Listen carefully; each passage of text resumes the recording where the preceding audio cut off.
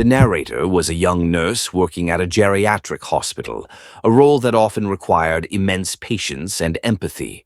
She had worked in several healthcare facilities before, but this was her first time assigned to the Alzheimer's ward.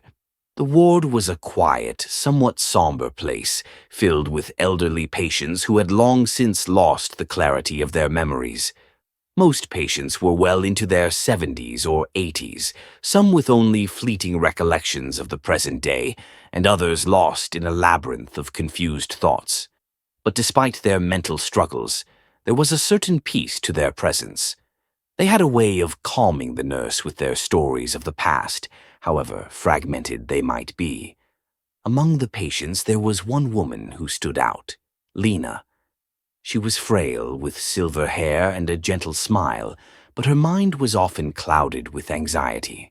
Lena had a particular way of clinging to the nurse, almost as if the presence of someone young and vibrant could tether her to reality. It was clear to the nurse that the other patients in the ward, who often roamed silently in their own worlds, had become accustomed to Lena's increasingly erratic behaviors. But to the nurse, who had always taken special care in soothing her patients, Lena's stories were a reminder of the invisible battles the elderly faced every day. Lena would often describe the same haunting scene whenever the nurse entered her room. "The man in black," she would say, her voice trembling. "He's in the corner, watching me." The nurse, though unnerved, remained calm.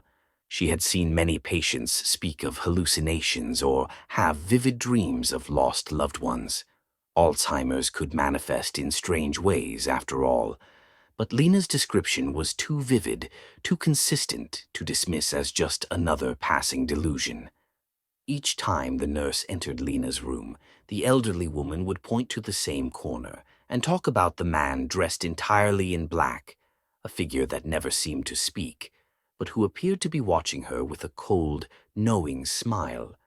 The nurse, trying to remain professional, would sit with Lena, holding her hand, soothing her fears.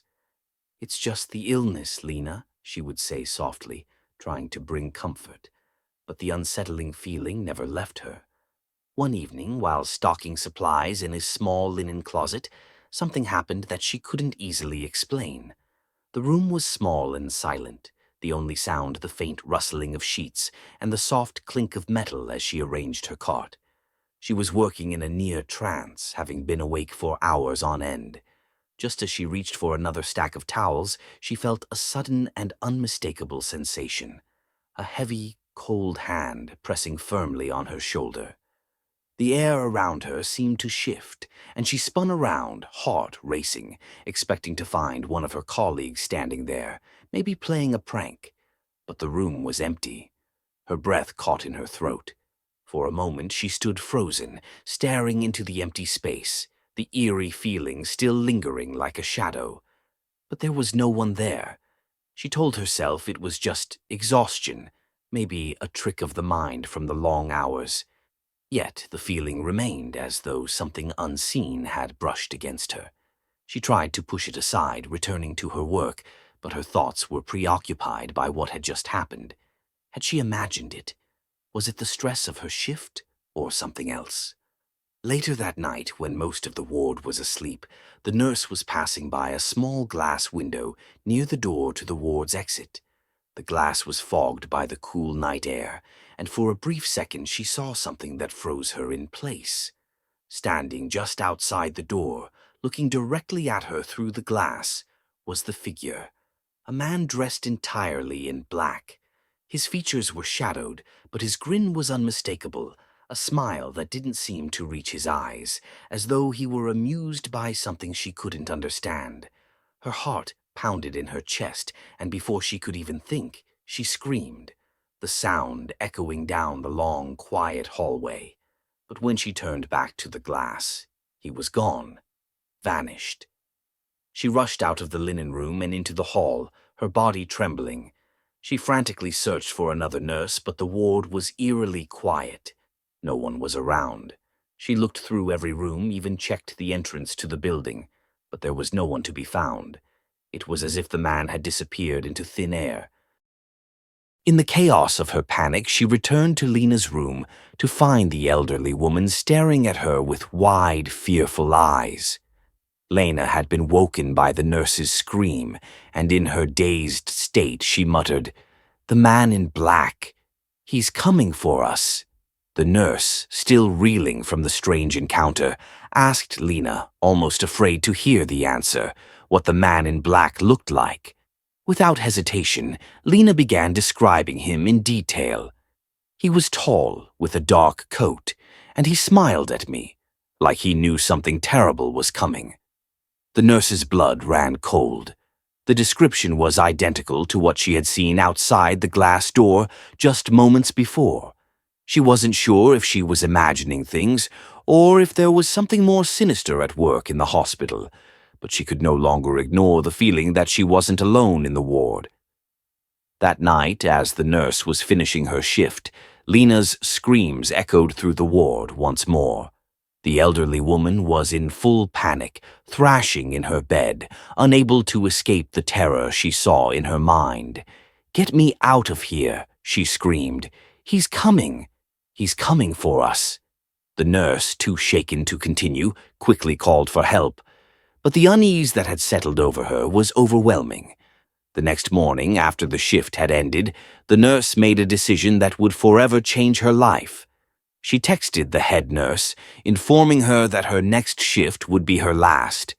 The hospital and the unnerving experience with Lena and the man in black had left her deeply unsettled.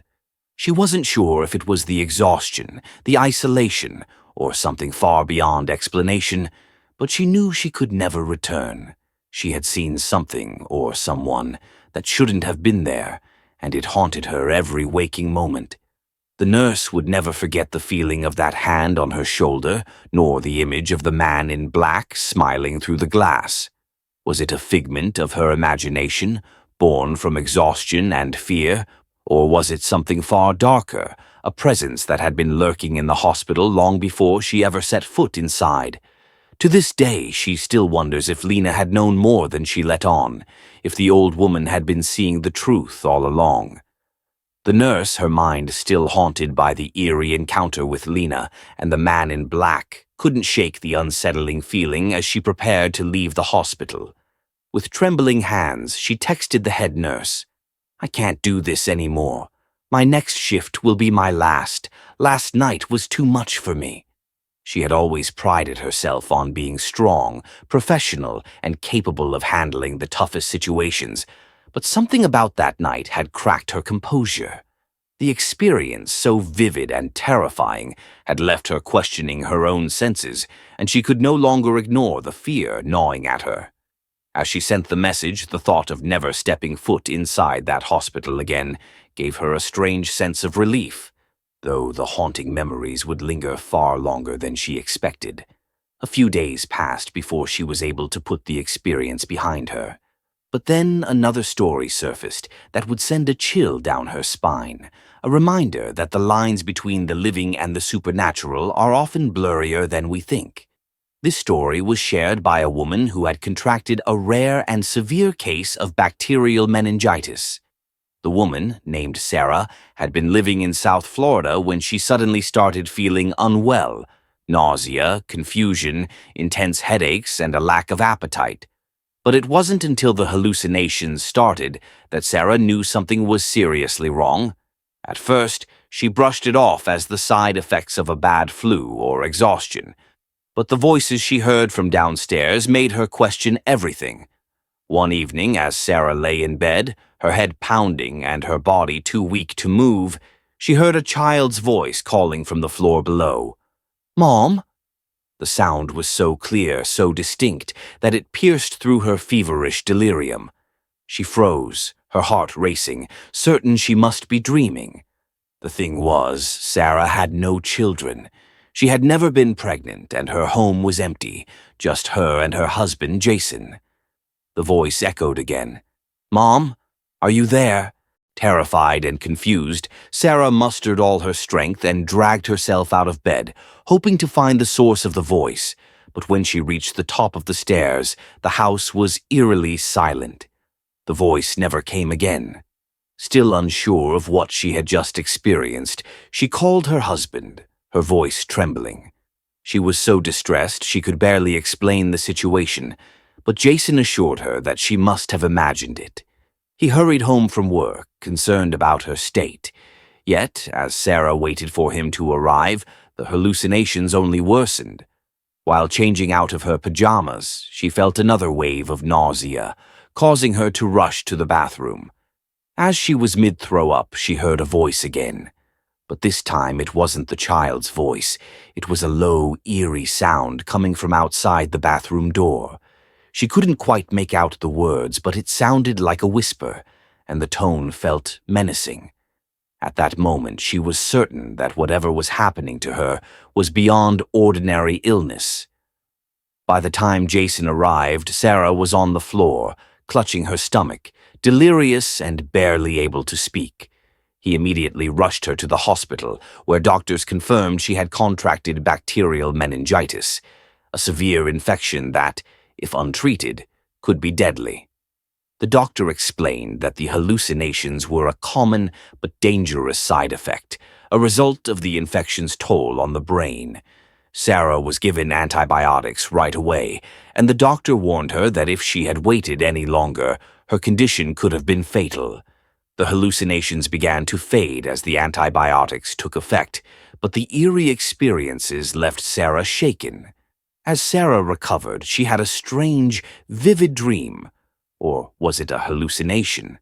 In her semi-conscious state, Sarah believed she saw her ex-husband, David, standing over her hospital bed.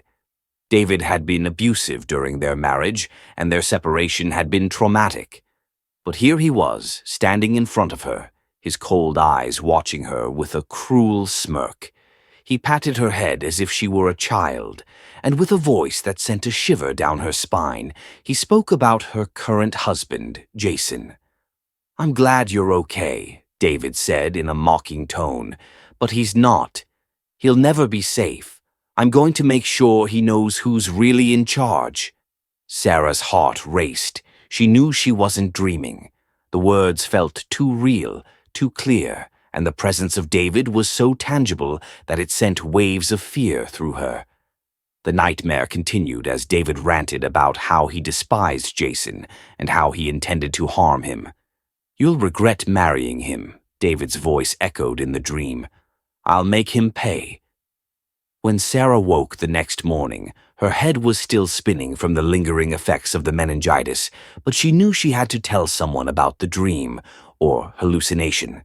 She spoke with the nurse, describing the encounter. The nurse seemed concerned, but explained that the antibiotics Sarah was receiving could have caused delirium, a state where it's difficult to distinguish dreams from reality.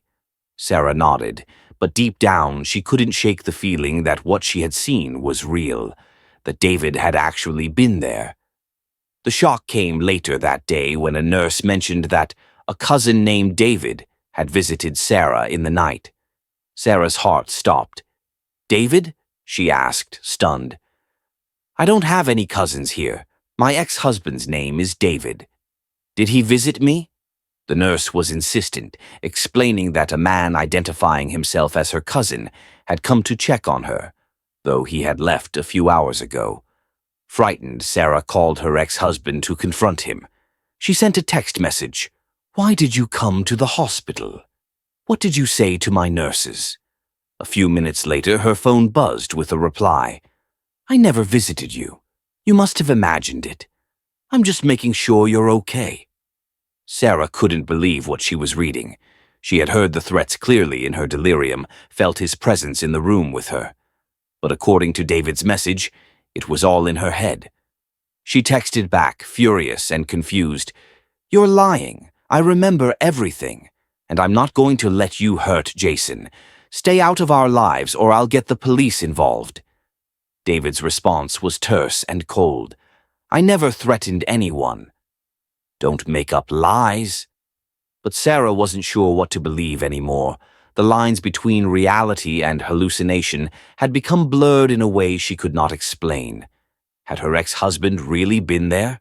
Or had it all been a product of her feverish mind, twisted by the infection in her brain? Even though her body was healing, the emotional scars from both her past with David and the bizarre hallucinations remained. As she lay in her hospital bed, she couldn't help but wonder if there was something more sinister behind it all, something that went beyond mere illness. The hallucinations had felt too real, too deliberate, as if someone, or something, was trying to communicate with her from beyond the veil of consciousness. The narrator's story took a dramatic and terrifying turn when he met a girl named Francesca through Tinder. She was everything he had hoped for in a date: adventurous, confident, and with a flair for the unusual. Her profile caught his attention immediately. Her sleeve of tattoos on her left arm, her fiery red highlights, and her love for exploring forgotten places. One of her photos stood out in particular. It was taken on the rooftop of an abandoned hospital, the city skyline sprawling behind her. "It's an old, abandoned hospital on the edge of town," she had written in her profile. "It's creepy, sure, but it's also super cool to explore at night, and it's really easy to get in if you know how to avoid the one cop who patrols the parking lot." Intrigued by her boldness and her love for the unconventional, the narrator quickly struck up a conversation. It wasn't long before she suggested they explore the hospital together as a sort of unconventional first date. Most people might have balked at the idea of spending a night in a crumbling, haunted building, but the narrator was all in. It sounded like the perfect adventure, a break from the mundane routine of bars and dinners. The night they met, they drove out to the hospital together, the streets growing emptier as they approached the derelict building. The place loomed in the distance, a massive structure of decaying brick and rusted metal, the windows boarded up or shattered. "We'll park here, on this dead-end street," Francesca said, pulling into a shadowy spot hidden by overgrown bushes. The air was thick with tension, and the narrator couldn't help but feel a sense of foreboding settle over him as they both climbed out of the car. "It's just a 5-minute walk to the entrance," she added, as if this kind of thing was just a normal part of her routine. The two of them made their way across the dark parking lot, their footfalls echoing in the stillness of the night. The sense of isolation was palpable, and every rustling sound made the narrator's heart race a little faster. But Francesca seemed completely unfazed, chatting animatedly about her experiences exploring other abandoned places. She led the way to a broken window, the glass shards glittering in the moonlight like jagged teeth. With a practiced hand, she helped him climb inside. Once inside, the hospital was a maze of dim hallways, decaying furniture, and graffiti-covered walls. The oppressive silence was unsettling, broken only by the occasional sound of their footsteps or the distant creak of old beams.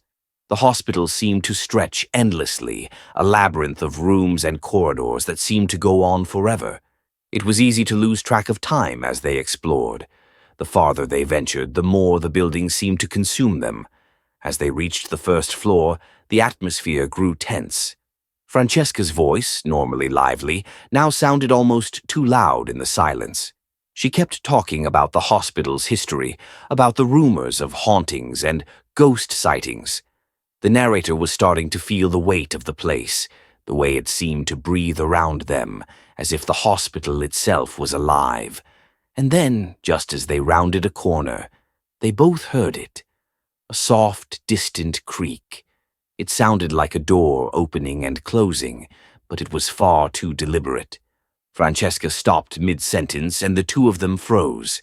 The noise echoed again, closer this time, and then a bang.